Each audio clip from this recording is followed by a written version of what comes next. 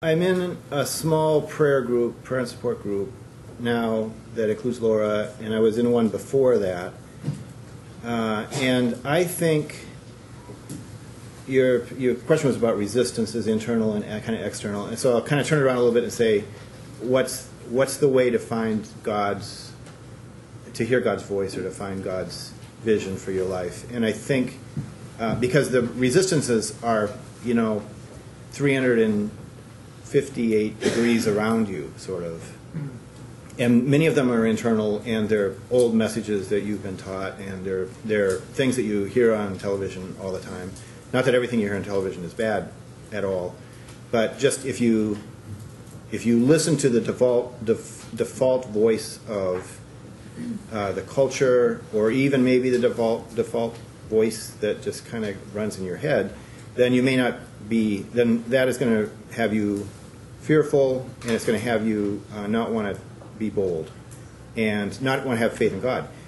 And so I think being in a group where you have an opportunity to hear God's voice regularly makes a huge difference and kind of frees you up to do some things that you were right before that meeting scared to death to do.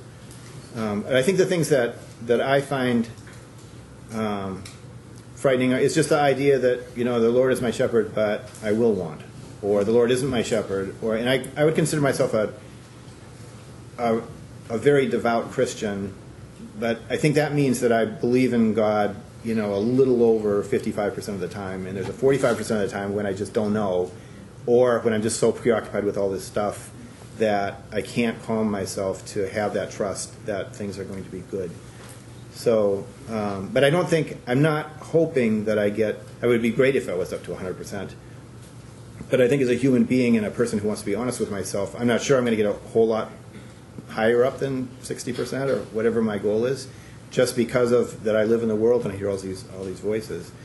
So you really have to kind of be calming yourself and settling yourself to hear the different way, and to believe that it's everybody's life can be a miracle, and you don't necessarily have to be saving for retirement or saving for your kids' college tuition. You don't have to be doing all these things for God to make you have an abundant life, which is what God promises us.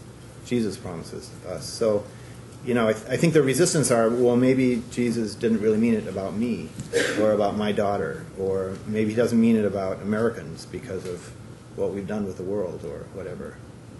And the answer is, to quiet yourself and maybe be with other people. I think that's really important, and to just have God breathe inspiration into you where you say, I think I'll just keep trying the thing I want to try, and have that courage.